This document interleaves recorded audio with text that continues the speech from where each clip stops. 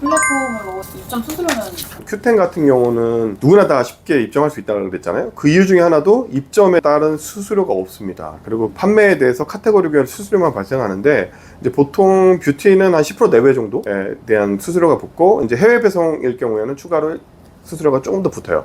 그 다음에 라쿠텐 같은 경우가 허들이 있다고 말씀드리는 게, 라쿠텐은 초기 등록 비용이 6만 원 정도 있어요. 거기다 월 고정 비용이 또 있어요. 적게는 매달 수수료가 2만 원 정도에서부터 100만 원 정도의 플랜에 따라서 요금이 좀 달라지거든요. 그래서 라쿠텐의 진입장벽이 좀 높다는 게, 특히 중소업체들이 1년에 700만 원 투자가 들어오는 경우가 쉽지는 않아요. 그 대신에 라쿠텐은 이용자 수가 워낙 많다 보니까 그래도 오늘 할 수도 있다, 요 말씀을 드리는 거고요. 아마존 재팬 같은 경우에는 뭐 프로페셔널 플랜이 있고 일반 계정이 있는데, 뭐 우리나라 돈으로 한 6만 원 정도의 고정비가 발생합니다. 그리고 카테고리별로 수수료가 다른데 평균 8에서 15% 정도의 수수료가 있고, 그 외에 발생하는 비용이 FBA 수수료, 우리나라 따지면 뭐 택배비가 발생하는 거죠. 그러니까 아마존 재팬의 FBA를 이해하려면 쿠팡의 로켓 그로스를 생각하시면 돼요. 아마존에다 내 물건을 입고시킬 수 있고, 그 아마존에서 대신 배송을 해주지만 그 배송비도 결국 나한테 청구하고 월 보관 수수료도 나한테 청구를 합니다. 그래서 아마존 같은 경우에는 실제적으로 판매에 대한 수수료도 15%도 발생하지만 보관비, FBA 배송 수수료가 또 발생하기 때문에 그런 부분은 고려하셔야 돼요. 네, 각 플랫폼별 주의사항도.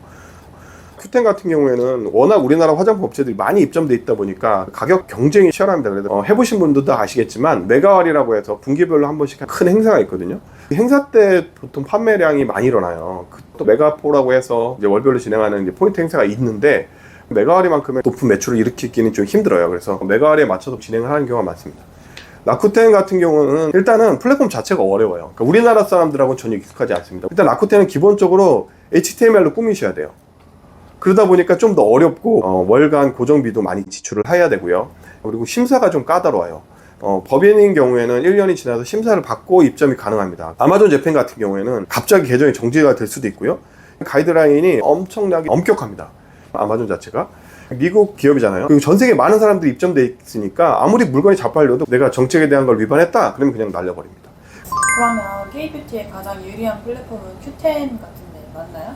아무래도 초기에는 큐텐이 유리합니다. 입점도 쉽고 타겟층도 확실합니다. 그러니까 근데 초기라는 단어를 제가 왜 강조하냐면, 롱런하기 위해서는 사실 큐텐보다 아마존이나 라쿠텐을 가야 된다는 이유가 소비층의 경쟁이 너무 치열해집니다.